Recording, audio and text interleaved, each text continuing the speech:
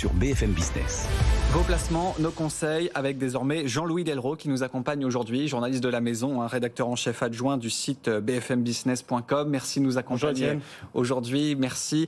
Avec aujourd'hui, Jean-Louis, on va regarder un petit peu les résultats d'entreprise. C'est la saison. Depuis quasiment une heure, on parle de ces résultats d'entreprise. Et vous avez regardé les résultats d'entreprise sur les sociétés que l'on connaît bien, les sociétés avec les abonnements plaisir, si on veut résumer ça comme ça. Et quel est l'impact de l'inflation? Est-ce qu'aujourd'hui, on a des changements d'habitude sur nos abonnements? C'est bien ça. Alors oui, tout à fait, parce que là, on se rapproche un petit peu du moment de vérité. Il n'a échappé à personne que l'inflation, ça y est, elle est installée, elle est là pour plusieurs mois et ça va certainement encore gonfler. Je vous rappelle les dernières prévisions de la Banque de France pour l'année 2022, c'est 5,6% en moyenne sur toute l'année. Mais d'autres sont plus pessimistes. C'est Michel-Édouard Leclerc ce matin qui disait, lui, il s'attend pour cet hiver à des pics allant jusqu'à 8-9% d'inflation. Et donc, face à cette hausse des prix très importante, les ménages, ils n'ont pas 50 solutions. Il faut arbitrer.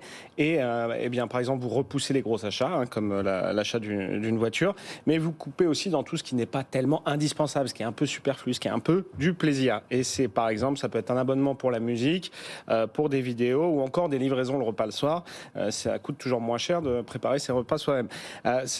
Donc voilà, c'est tout ce qu'on va appeler les abonnements plaisir et puis plus globalement le secteur du divertissement et des loisirs. Et on avait déjà vu que ça commençait à tanguer, ça commençait un petit peu à coincer lors des résultats du premier trimestre pour certains acteurs et dans certains pays en particulier, par exemple au Royaume-Uni. Et là, c'est vrai que ça semble se confirmer. Ça semble se confirmer avec une entreprise emblématique, c'est bien sûr Netflix. Tout à fait, Netflix. Alors, ils ont quand même fait mieux que prévu, mais le mieux est quand même pas terrible parce que les analystes tablaient sur une fuite encore plus importante des abonnés et finalement, là, on parle de 1 million d'abonnés en moins sur le dernier trimestre. Il faut y ajouter les 200 000 abonnés en moins au premier trimestre. Donc ça commence quand même à faire beaucoup. Surtout que, souvenez-vous, il y a encore quelques mois, quand on parlait de Netflix, c'était plutôt plusieurs millions d'abonnés en plus chaque trimestre. Donc là, on a vraiment changé de paradigme. D'ailleurs, ils n'avaient pas perdu avant ces derniers mois, ils n'avaient pas perdu d'abonnés depuis 2011, donc depuis plus de 10 ans. C'est vous dire le retournement. Et donc, en bourse, là, ça a plutôt été bien accueilli parce qu'ils s'attendaient à pire. Mais si on regarde, si on fait le bilan depuis le début de l'année, on est quand même à moins 60% pour Netflix. Et du côté de la concurrence, là, on n'a pas encore toutes les données. Il y a Disney, bien sûr, qui va publier ses résultats. Ça sera le 10 août prochain. Le groupe, lui aussi, est plutôt dans le creux de la vague. En bourse, l'action est à son plus bas depuis 2020. Et en fait, elle est de retour à ses niveaux de 2015 à peu près. Et depuis le début de l'année, Disney a perdu plus d'un tiers de sa valeur. Donc ça résiste un peu mieux que Netflix, mais c'est quand même pas dingue. Et en ce qui concerne Amazon aussi, qui a une partie qui est Amazon Prime avec des vidéos en streaming, etc. Et les résultats, c'est ce soir. Et ça va être particulièrement intéressant à regarder parce qu'en fait, le groupe est en train de tester ce qu'on appelle le pricing power. C'est sa capacité à augmenter ses prix, ses tarifs et à voir est-ce que les clients restent finalement. Le groupe de Jeff Bezos, là, il augmente ses tarifs un petit peu partout. Là, par exemple, en France, là, on l'a appris il y a quelques jours, ce sera 40% plus cher à la rentrée. Donc voilà, sur les réseaux sociaux, etc., les gens se plaignent, les clients se plaignent. Bon, ça va rester moins cher que d'autres concurrents, mais on va voir. Voilà, est-ce que les gens vont vraiment garder ces abonnements? Et puis certainement, est-ce que les gens qui ont plusieurs abonnements, peut-être qu'ils vont en garder qu'un au lieu de deux, ou deux au lieu de trois. Donc ça, c'est un petit peu ce qui va se jouer dans les mois qui viennent. Et ce soir, ce qui va être intéressant, c'est qu'en fait, Amazon a déjà appliqué cette stratégie aux États-Unis avec des augmentations de tarifs. Et donc là, on va peut-être un peu plus le voir, vu que l'inflation est déjà élevée aux États-Unis. L'augmentation des prix a déjà eu lieu. Donc on va voir, est-ce que ça coince ou est-ce que les gens continuent de payer pour leur compte sur Amazon? Réponse donc ce soir avec la publication des trimestriels d'Amazon. On a également Apple, Apple qui fait de plus en plus d'abonnements avec Apple Music. On y vient d'ailleurs avec la musique. Et Spotify, bien sûr, acteur bien connu dans le secteur de la musique. Qu'est-ce que ça donne du côté de Spotify? Spotify, tout le monde craignait un peu les chiffres de Spotify. Et finalement, le leader mondial du streaming musical a publié de bons résultats hier.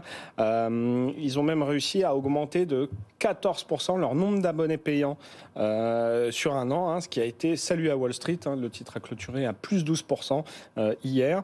Mais c'est pareil, il faut quand même relativiser ce rebond parce que encore une fois, c'est un titre qui avait été massacré avant et on reste encore à moins de 50% de sa valeur du début d'année. Et si on regarde du côté de son concurrent français, Deezer, qui vient de s'introduire en bourse il y a quelques jours, c'était le 8 juillet de mémoire, en tout cas début juillet, le groupe en fait, a déjà perdu 40%. En moins d'un mois. Dès la première séance, on se souvient que c'était la cata. Oui, déjà dès la première séance, ils avaient été sanctionnés. Peut-être que le prix d'introduction était un peu élevé, mais ça ne s'est pas franchement amélioré depuis. Et c'est vrai qu'ils sont aussi sous pression. Alors le secteur de la musique et puis il y a également les livraisons de repas. Ça c'était le plein boom avec notamment la pandémie, les confinements, etc. Ça a dopé les livraisons de repas. Si on regarde ce qui se passe du côté de Deliveroo notamment.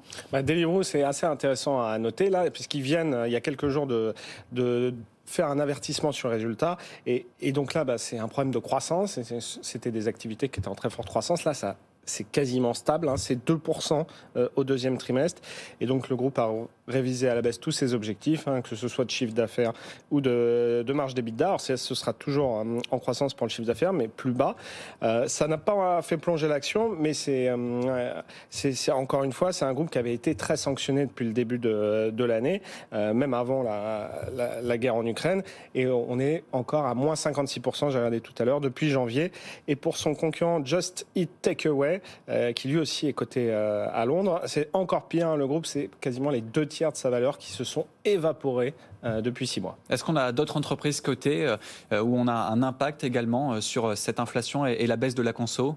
Oui, tout à fait. On peut citer Maison du Monde, par exemple, la chaîne d'ameublement, dont les ventes en fait plongent. Ça c'est très bien jusqu'à février-mars, on va dire. Et depuis, c'est la dégringolade.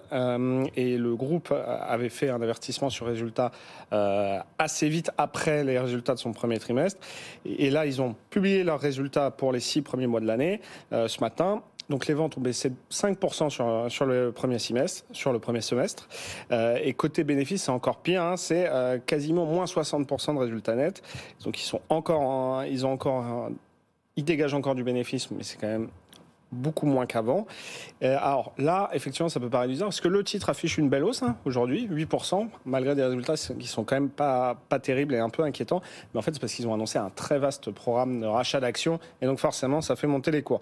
Et on peut penser à d'autres secteurs aussi, c'est ça qui est intéressant à regarder en ce moment. Par exemple, l'hôtellerie-restauration, le tourisme. Et là, Accor a publié des résultats qui étaient plutôt bons. Ils ont retrouvé globalement leur niveau d'activité d'avant-crise. Donc c'est plutôt bien reparti. Mais là, les investisseurs sanctionnent un peu, on va dire, les perspectives. Et puis surtout, en Chine et en Asie, ça va pas tellement très bien. Et par exemple, pour vous donner un indicateur clé, le revenu par chambre disponible est en fort repli en Chine. Ça plus de moins 30%. Et donc, du coup, l'action est sanctionnée, moins 9% ce jeudi. En tout cas, là, on est dans une phase de transition et on voit qu'ils sont plus touchés, j'ai envie de dire, entre guillemets, en bourse pour l'instant que dans les résultats. Mais ça va être un secteur très intéressant à regarder dans les mois qui viennent, notamment si ça repart, si l'économie repart, si tout ça se tasse, parce qu'en fait, ce sera bien évidemment les premières valeurs à exploser ou en tout cas à monter beaucoup plus vite que les autres.